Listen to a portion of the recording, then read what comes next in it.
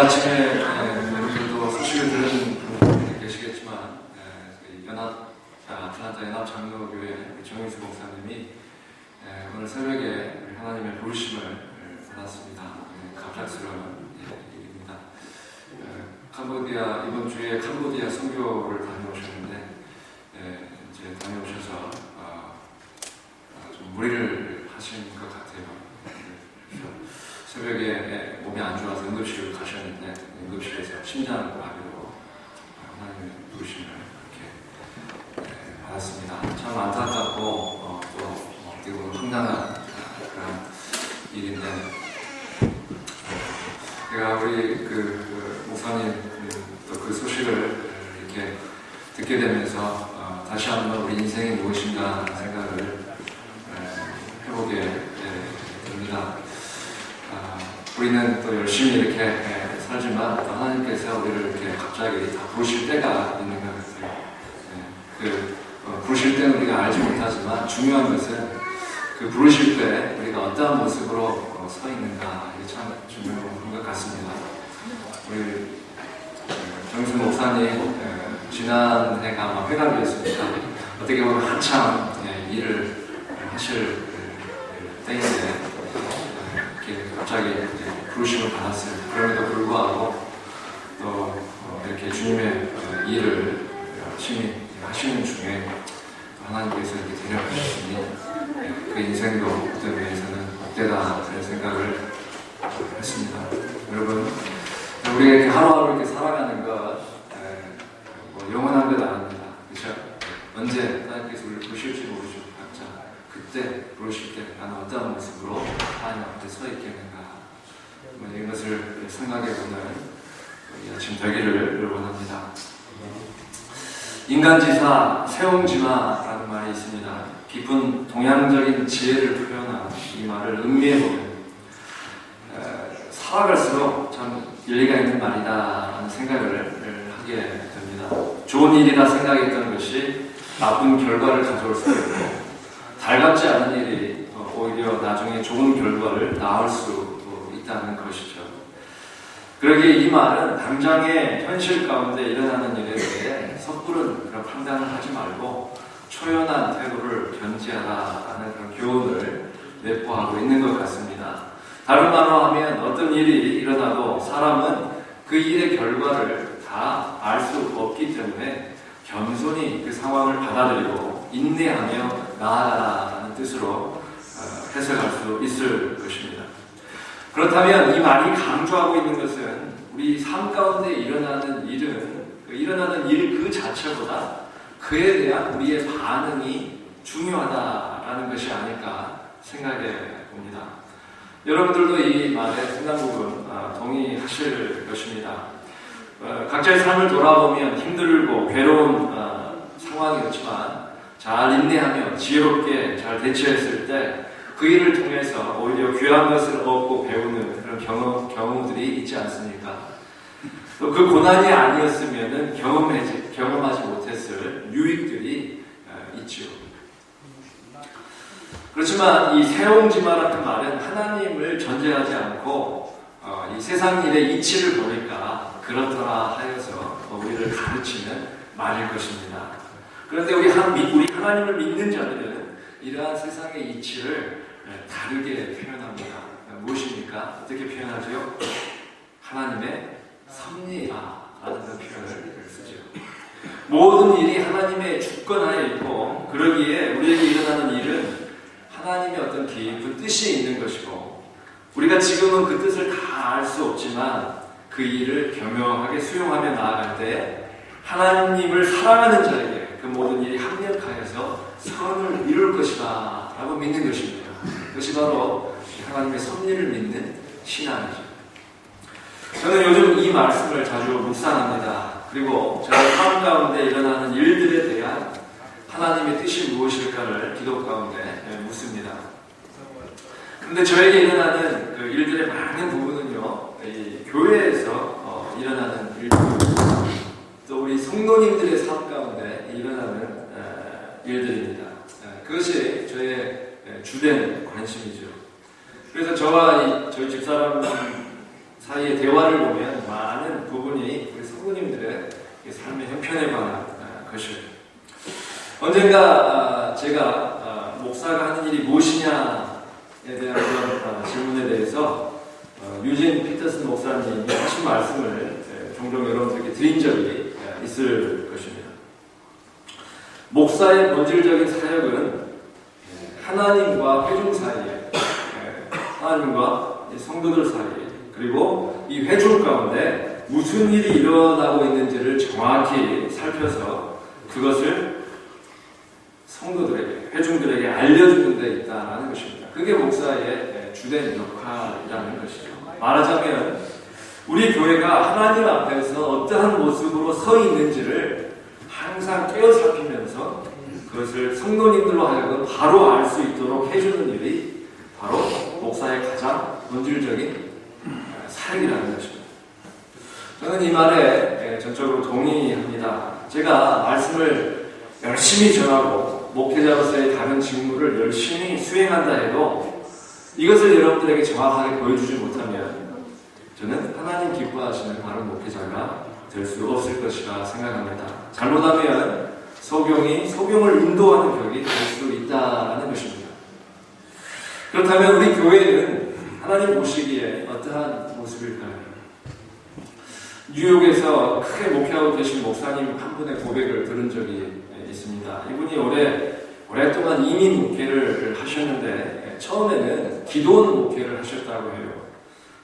기도원 목회라는 것이 목사님이 기도원을 운영하셨다라는 것이 아니라 목회 가운데 기도를 강조하면서 성도들로 하여금 기도에 힘쓰게 했다는 것입니다. 그래서 교회에 기도원이 있는데 성도들로 하여금 기도원에 가서 많은 기도를 하도록 그렇게 독려했다라는 것이죠. 또 설교 말씀을 통해서 성도들의 삶의 변화를 꾀하려고 많이 애쓰셨다고 합니다. 목회의 방향을 보면요, 틀린 것이 없죠. 교회가 말씀과 기도에 힘썼다라는 이야기니까 틀린 이야기가 아닙니다. 그런데 문제는 그렇게 열심히 10년을 사역하셨는데 성도들의 삶에 별 변화가 없더라는 것이었습니다. 특별히 함께했던 교회 그 중직자들의 모습을 보니까 10년 전이나 그때나 참 변한 게 없더라. 교회의 그런 중심적인 그런 일꾼들인데도 그 사이에 별 변화가 없더라. 그래서 그 목사님이 참 각성을 하고 혹시 내가 지금 말씀에 설교에 문제가 없는가 그것을 살폈다고 합니다. 그래서요 10년 동안 설교한 공부를 다 다시 리뷰를 하셨다고 해요. 우리 어떻게 설교를 했는지, 어떻게 설교를 했길래 참 성도들의 삶에 아무런 변화가 일어나지 않는가. 살펴보니까 자신의 그 설교에서 특별한 문제점을 발견하지 못했다고 해요. 처음에는 다 좋은 말씀이고 열심히 준비해서 성실하게 전한 말씀이었다는 것입니다. 그런데요, 나중에 그 목사님이 발견한 사실은 자신의 설교를 보니까 성도들의 모습을 정확하게 보여주며 그 마음을 찌르는 그 말씀이 부족했다는 것을 깨닫게 됩니다. 말하자면 위로와 격려의 말씀은 많았어도 정말 하나님 앞에서 성도들로 하여금 내가 어찌해야 할고 하는 그런 깊은 회개와 각성을 촉구하는 말씀은 적었다는 것입니다. 그래서 이 목사님이 이것을 알고 이제 목회 방향을 이렇게 수정을 했는데 하나는 기도원 중심에서 제자 양육으로 바꾸고 또 설교는 주제 설교에서 강의 설교로 바꾸었다는 것입니다. 제자 양육은 말씀으로 개인의 삶을 구체적으로 다루기 때문에 각자 자신의 모습, 자신의 삶을 이렇게 보는 데 있어서 도움이 될 것입니다. 다시 말하면 덮어놓고 기도해라가 아니라 말씀을 통한 삶의 구체적인 변화와 성장을 꾀하는 방식으로 이제 성도님들을 이끌었다라는 이야기죠. 충분히 이해가 갑니다. 근데 그 목사님이 말씀하신 강의 설교 방식을 바꿨다라는 그 말씀은 상당히 의미심장한데 이 목사님이 이전에는 주제 설교를 주로 하셨죠. 제가 이제 하는 이 설교가 주제 설교입니다. 매주 주제를 중심으로 해서 말씀을 이렇게 전하는데, 그러다 보니까 이제 그 텍스트 성경 본문도 이렇게 그때 상황에 맞게 택하죠. 그런데 이전에 주제 설교를 할 때는 주로 성도님들이 듣기 좋은 말씀을 많이 했다. 그렇죠? 예. 정말 하나님 앞에서 자신을 이렇게 돌아보게 하는 그런 엄한 심판과 경고와 어떤 질책의 그런 말씀 될 수 있는 대로 피하고, 이민 생활하느라 오늘하고 다 힘들고 고달픈데 위로하고 격려하고 또 하면 된다라는 식의 그런 설교를 많이 전했다라는 것입니다. 물론 필요합니다. 그런 설교도 필요하지만 어쨌든 그렇게 전했는데, 이제 이 강의 설교를 하다 보니까 창세기부터 한 장씩 매주일 한 장씩 하셨다 그래요. 그래서 지금 한 요한복음까지 이르렀다 이렇게 말씀을 하시는데, 그렇게 하다 보니까 어떻습니까? 그 말씀 가운데는 정말 우리의 죄악을 꾸짖고 하나님의 심판을 경고하는 말씀들이 자주 나와요. 근데 그 본문들은 별로 우리가 자주 택하지 않는다는 설교자들이. 그런데 이제 강의 설교를 한다 하면서 매주일 한 장씩을 하니까 그런 말씀들이 나오면 선포하는 거예요. 말씀대로 가감없이 선포하는 거예요. 회개를 촉구하고 심판을 경고하는 그런 말씀들을 그렇게 전할 수 있었다는 것입니다. 그리고 지금도 그렇게 말씀을 전하고 있다. 물론 이 목사님의 방식이 다 맞다라는 그런 이야기는 아니죠. 그러나 우리가 귀 기울여야 할 그런 부분이 있다라고 생각합니다. 저희 설교자들이. 이야기가 좀 길어졌습니다만 드리고 싶은 말씀은 우리의 삶과 하나님과의 관계와 성도의 교제의 모습과 그리고 세상을 섬기는 그런 우리의 모습에 진정한 변화와 성숙이 있어야 한다라는 것입니다. 성경을 가까이 하고 기도를 많이 하는 것 중요합니다. 그러나 성경 많이 보고 기도 열심히 하는 것 자체가 우리의 목표는 아닙니다. 중요한 것은 말씀과 기도를 통해서 우리의 삶에 하나님의 그런 모습과 능력이 나타나는 것이라고 믿습니다.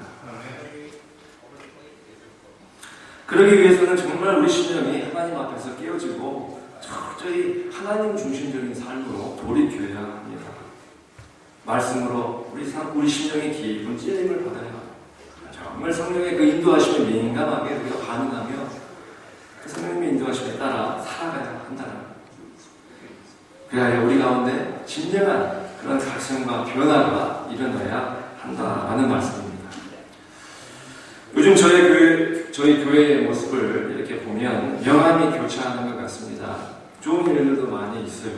교우들의 가정과 일터에 하나님 주시는 은혜들이 있고, 또 그 가운데 하나님을 경험하며 알아가며 성장해가는 모습을 보이시는 성도님들 계십니다. 참 감사하고 또 개인적으로도 목회의 보람을 느낍니다. 하지만 한편으로는 어려운 일들도 많습니다. 먼저 우리 교회에 아프신 분들이 많이 계시지요. 중병에 걸리신 분들이 있으면 우리 모두가 마음이 참 많이 쓰이고 또 그것이 교회에 미치는 영향도 있는 것 같아요.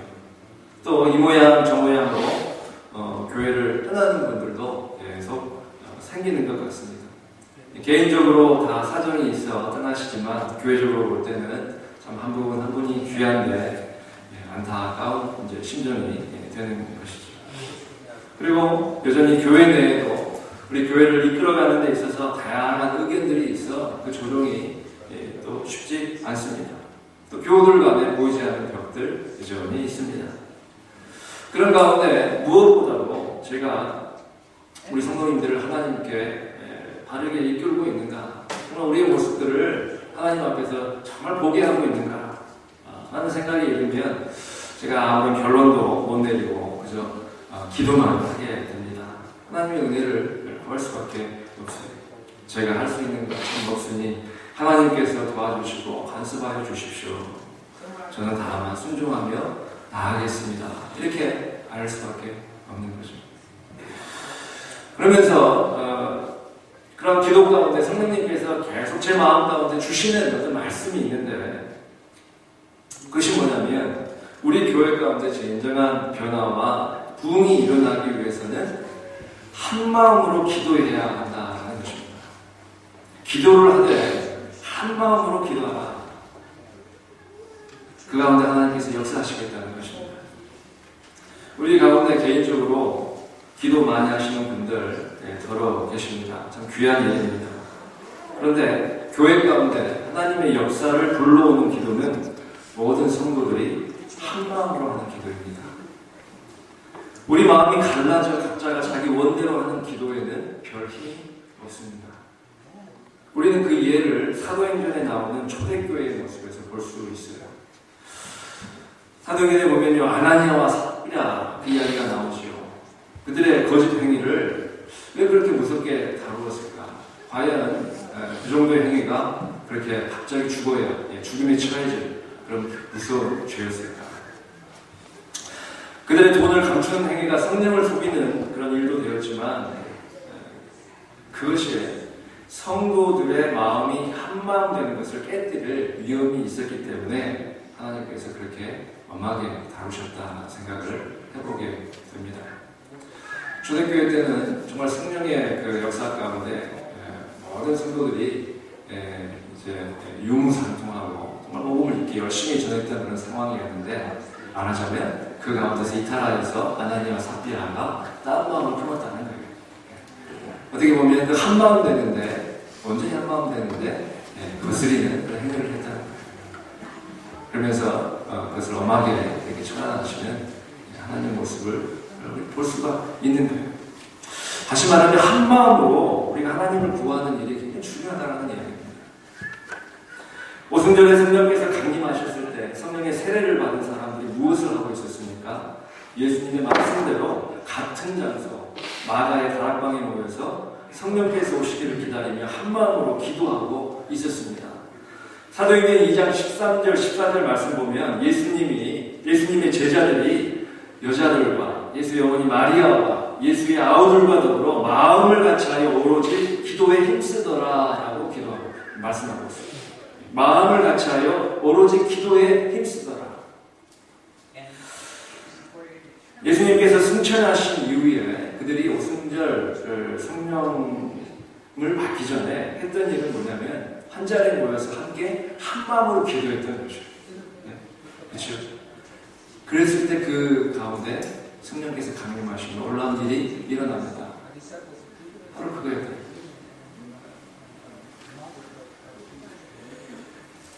그래야 그들이 성령의 그 권능을 받고 나서야 그리스도의 복음을 능력 있게 전할 수 있었고 많은 사람들이 주께로 돌아오는 그런 역사가 일어나죠. 여러분, 우리 교회 가운데 정말 성령의 역사가 일어나기를 원하십니까? 진정한 부흥과 영적 성장을 원하십니까?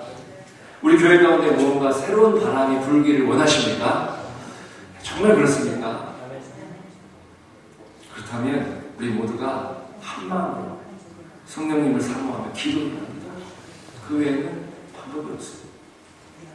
사도행전을 보면 초대교회 성도들은 항상 기도 가운데 깨어 있었고 중요한 결정을 해야 될 때나 위협과 박해와 같은 위기심하나 한 마음으로 간절히 기도했던 것을 볼 수 있습니다. 그리고 성령께서는 예외 없이 그들의 그 기도 가운데 놀랍게 역사하셨습니다. 죽은 가룟 유다 대신에 마띠아를 뽑아 12사도를 세웠을 때 그들은 함께 간절히 기도했습니다. 성령의 지혜를 구했습니다. 오순절 성령 강림 때에도 그들은 한 곳에 모여 기도하고 있었습니다. 베드로의 설교로 3,000명이나 되는 사람들이 교회로 들어왔을 때도 그들은 사도의 가르침을 받아 서로 교제하며 떡을 떼며 오로지 기도하기를 힘썼습니다. 그리고 오늘 본문을 보면 교회에 대한 밖의 상황 가운데서 오직 하나님을 의지하여 기도하는 그들의 모습을 볼 수 있습니다. 오늘의 본문의 배경은 이렇습니다. 베드로와 요한이 성전 미문에 앉아있는 안진뱅이를 나사렛 예수의 이름으로 일으키고 예수님을 전했을 때 그것을 문제 삼은 이들이 있었죠. 그래서 그들이 공의 앞에 서게 됩니다. 대제사장과 장로들과 서기관들은 베드로와 요한에게 그들이 무슨 권세와 누구의 이름으로 이 일을 행하였는지를 묻지요. 그때 베드로가 성령이 충만하여서 그 권세자들 앞에서 이렇게 증거합니다. 담대하게 증거합니다. 사도행전 4장 10절과 12절 말씀 보면 너희와 모든 이스라엘 백성들은 알라. 너희들이 십자가에 못 박고 하나님이 죽은 자 가운데서 살리신 나사렛 예수 그리스도의 이름으로 이 사람이 건강하게 되어 너희 앞에 섰느니라. 이 예수는 너희 건축자들의 버린 돌로서 진 목퉁이의 머릿돌이 되었느니라. 다른 이로서는 구원을 받을 수 없나니 천하 사람 중에 구원을 받을 만한 다른 이름을 우리에게 주신 일이 없습니다. 결국 공회도 그들을 어떻게 하지 못하고 다시는 예수의 이름으로 말하지도 말고 가르치지도 말라 유혹을 하고 풀어줍니다. 베드로와 요한은 이렇게 풀려나서요. 동료들, 즉 같이 모여있었던 예수님의 제자들과 성도들에게 가서 일어난 일을 보고하지요. 한마디로 예수님을 증거하는 일에 박해와 어려움이 따를 것을 이제 교회가 알게 된 것입니다. 초대교회의 첫 위기 상황이라고 할 수 있습니다. 지금까지는 생명의 역사로 많은 사람들이 주께로 돌아오는 좋은 일들만 일어났어요. 그런데 이제 교회에 대한 박해가 예견되는 그런 상황에 놓이게 된 것입니다. 그런데 그 상황에서 그 말을 들은 이 초대교회 성도들이 어떻게 반응합니까? 오늘 말씀을 보면 기도합니다. 기도하되 한 마음으로 기도합니다. 본문 24절, 오늘 24절 말씀을 보면 그들이 듣고 한 마음으로 하나님께 소리를 높여 이르되 라고 기록되어 있죠. 그들이 듣고 한 마음으로 하나님께 소리를 높여 이르되. 상황이나 환경을 보면서 두려워하지 않고 오직 기도 가운데 하나님께 나아가는 그런 모습입니다. 특별히 그 기도의 내용을 보면 참 감동이 되고 도전이 됩니다. 먼저 그들의 기도를 보면 자신들이 직면한 이 핍박을 어떻게 생각했는지 알 수 있습니다. 그들은요, 이 핍박을 하나님의 능력 안에 있는 일로 받아들였어요. 오늘 이 본문에 보면 28절 말씀에 보면 하나님의 권능과 뜻대로 이루려고 라는 말씀이 나옵니다. 하나님의 권능과 뜻대로 이루려. 즉 공회가 모여서 자신들을 핍박하는 이 일이 하나님의 주권과 권능 안에서 하나님의 뜻을 이루려고 발생한 일이라는 것입니다. 그것을 고백하고 있는 어떤 믿음입니까? 고난과 핍박과 환난과 질병 그 어떤 것이든 간에 그것이 하나님의 주권과 능력 밖에서 이루어지는 일은 없습니다 하는 고백입니다. 그들은 이 핍박 가운데 오히려 하나님의 지혜와 능력이 있었다고 믿었습니다. 지금은 알 수 없지만 지금 우리는 힘들지만 이 안에 이 일 가운데 하나님의 지혜와 하나님의 능력이 있다고 그들은 믿었습니다. 우리에게도 이런 믿음이 있기를 원합니다. 상황만 보고 어렵다고 위축되는 것이 아니라 정말 모든 일이 하나님의 주권 가운데 하나님의 뜻을 이루는 그런 과정 중에 있음을 믿음의 눈으로 바라보고 그 가운데 우리 믿음의 고백을 드릴 수 있기를 원합니다. 더 나아가서 초대교회 성도들은 자신들이 당하는 그 고난의 의미를 알았어요. 지금 자신들이 당하는 이 고난은 오직 예수 그리스도의 고난과 연결된 고난이다. 그냥 당하는 고난이 아니라 예수님 때문에 우리가 받는 고난이다라는 그 고난의 높은 가치를 깨달았던 것입니다. 그래서 그들은 두려워하지 않았습니다. 예수님을 위해 당하는 고난을 당연한 것으로 받아들였어요. 그리고 그들은 다 함께 모여 기도합니다. 오늘 29절 30절 말씀을 보시기를 바랍니다. 한번 보시기를 바랍니다. 우리 같이 한번 읽습니다. 29절 말씀, 30절 말씀입니다. 주여 이제도 그들의 위협함을 굽어보시옵고 또 종들로 하여금 담대히 하나님의 말씀을 전하게 하여 주시오며 손을 내밀어 병을 낫게 하시옵고 표적과 기사가 거룩한 종 예수의 이름으로 이루어지게 하옵소서. 기도의 내용이 참 아름답지 않습니까? 그들에게 큰 고난과 핍박이 있었어요. 베드로와 요한은 벌써 감옥에 들어갔다 나왔고 유혹을 받고 나왔습니다. 또 예수 이름 전하면 그들 말하자면 큰일 날 줄 알아요. 그러나 그들은요 고난이 멈추게 해달라고 기도하지 않았어요. 환경이 달라지게 해달라고 기도한 것도 아니에요. 오직 예수 그리스도의 이름과 복음이 증거되고 그로 인해서 하나님께서 영광 받으시기를 원했습니다. 여러분 참 놀랍지 않습니까? 그들은요 그 주어진 환경 속에서 주님을 위해 자신들이 어떻게 해야 할 것인가에 대하여 기도했던 거예요. 우리의 기도는 되게 어려운 상황이 오면 그 어려운 상황들 물러가게 해달라고 주로 기도하죠. 근데 이들의 기도는요, 그 기도가 아니었고, 그 상황에서 어떻게 하면 우리가 정말 하나님의 능력 있게, 예수 그리스도 능력 있게 전도할 수 있겠습니까? 그걸 알려달라고, 그 힘을 달라고 기도했던 것입니다. 우리의 기도가 이런 수준이 되었으면 좋겠습니다. 우리 교회의 기도가 참 이런 수준이 되었으면 좋겠습니다. 그들의 기도의 초점은 하나님께 있었습니다. 예수 그리스도 이름이 존귀케 되고 생명의 몸이 증거되기를 원했습니다. 여러분, 바로 이게 교회의 존재 이유가 아닙니까? 교회가 존재하는 이유가 무엇일까요? 예수 그리스도가 증거되는 것이고, 교회를 통해서 예수의 그 아름다운 그 이름이 증거되는 것이고, 그 증거로 인해서 잃어버린 영혼들이 구원받는 하나님께 돌아와요. 바로 그 일이 교회의 존재 이유라고 믿습니다. 저희들이 참 이민 또 사회 가운데서 한인들이 많지 않는 이 지역 가운데서 이렇게 또 교회를 이루고 우리가 생활하고 있지만, 우리가 이 사명 잊어서는 안 될 것 같아요. 교회가 존립하는 이유가 무엇인가? 우리 주위에 돌아보면 아직도 잃어버린 영혼들 많이 있습니다. 교회로 돌아와야 할 그런 잃어버린 생명들 많이 있습니다. 우리가 그들 마음에 품고 그들 위해 기도하며 쉽게 돌아오게 하는 그런 귀한 역사에 쓰임받기를 원합니다. 그렇지만 그 마음은 우리에게 참 있고, 말씀을 들으면 그래야겠다 하지만 우리의 그 능력이 나타나지 않으면 우리가 원한다 해도 그 일은 이루어지지 않는다는 거예요. 그러니까 전도가 어려운 거예요. 어떻게 해야겠습니까? 오늘 31절 말씀을 보십시오. 31절을 보면 빌기를 다음에 모인 곳이 진동하더니 우리가 다 성령이 충만하여 하나님의 말씀을 전하니라. 이렇게 기록되어 있습니다. 그들이 기도했을 때 어떤 일이 일어납니까? 모두가 성령의 충만함을 받았다. 참 중요한 말씀입니다. 이 말씀은 우리에게 기도와 기도의 응답 사이에 있는 중요한 것을 가르쳐 줍니다. 이들의 기도 내용 가운데는 직접적으로 성령 충만을 간구하는 내용은 없었습니다. 그렇죠? 어떻게 기도했습니까? 한마디로 말하면 하나님 말씀을 담대히 전하게 해주세요. 그렇게 기도했죠. 이 상황 가운데서도 예수 그리스도의 복음을 담대히 증거하게 해주세요. 그리고 기도했더니 어떻게 됐습니까? 하나님께서 성령을 충만케 해주셨어요. 그럴까요? 이것은 우리에게 무엇을 말해줍니까? 우리가 무엇을 하든지 본질을 붙잡아야 한다는 것입니다. 본질을 붙잡으면 다른 것들은 따라오게 되겠습니다. 물론 성령은 우리 예수님께서 성령을 부활하셨어요. 부활하. 왜냐하면 하나님께서 성령을 성으로 너에게 주리니 그랬어요. 성령을 우리가 구해야 됩니다. 그러나 오늘 말씀을 맥락에서 보면 그들이 정말 주의 일에 헌신했을 때, 주의 복음을 증거하고자 하는 강력한 그런 열망 가운데 사로잡혔을 때 그 일에 필요하기 때문에 하나님께서 그 초대교회 가운데 놀랍게 성령을 부어주셨다는 거예요.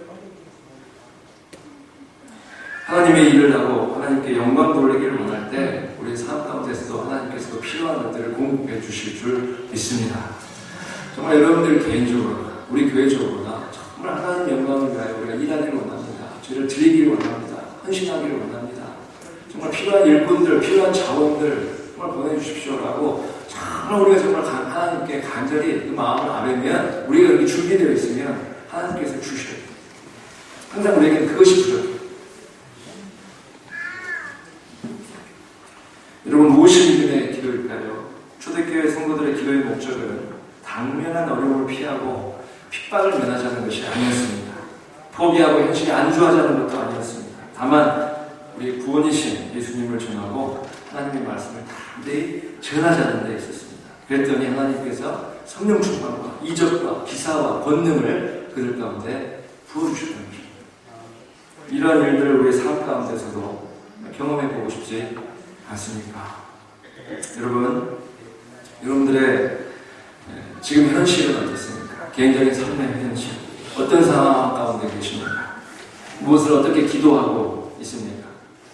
또 우리 교회의 현실은 어떻습니까? 우리가 무엇을 어떻게 기도해야 할까요? 오직 하나님의 능력과 지혜의 관점에서 우리가 당면한 현실을 볼 수 있기를 바랍니다. 초대교회 성도들이 그렇게 바라보았던 거죠. 그런 믿음의 눈으로 우리의 현실을 바라볼 수 있기를 바랍니다. 그리고 기도하기를 원합니다. 우리 사랑하는 성도님들이 많이 아프십니다. 교회 당장의 미래는 그리 밝아 보이지도 않습니다. 우리 교회 가운데 새로운 동력과 일꾼들이 필요합니다. 그 어느 때보다도 마음을 아파요. 간절히 기도하는 것이 필요할 때입니다. 여러분, 기도의 모임에 열심히 나오십시오. 새벽 기도회, 수요 예배, 금요 기도회 시간이 있습니다.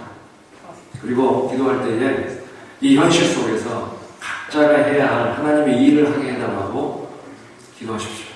그때 하나님께서 우리에게 성령의 충만함과 더불어 필요한 모든 것들을 공급해 주실 줄 믿습니다.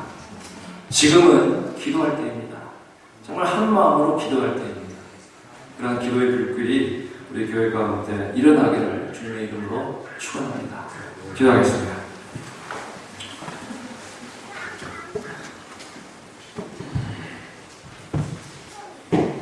주님, 지금은 기도할 때인 줄 믿습니다. 정말 저희들이 기도하지 않으면 하나님의 뜻을 바로 분별할 수도, 성령의 역사를 경험할 수도 없습니다. 주님, 저희들에게 기도의 영을 더하여 주시옵시고, 저희들이 정말 한 마음으로 기도함으로 하나님의 놀라운 그 역사를 저희들의 삶 가운데, 교회 가운데 체험할 수 있도록 은총 베풀어 주시옵소서. 저희들의 잠들어 있는 모든 그 마음과 영혼들을 깨워주시고, 정말 저희들이 하나님 앞에 설 때가 언제인지 알 수 없사오니 항상 깨어 그날을 준비하며 언제 부르시더라도 하나님 앞에 당당히 설 수 있는 저희들의 삶이 될 수 있도록 저희의 삶을 이끌어 주시옵소서. 감사드리며 예수님 이름으로 기도하옵나이다. 아멘.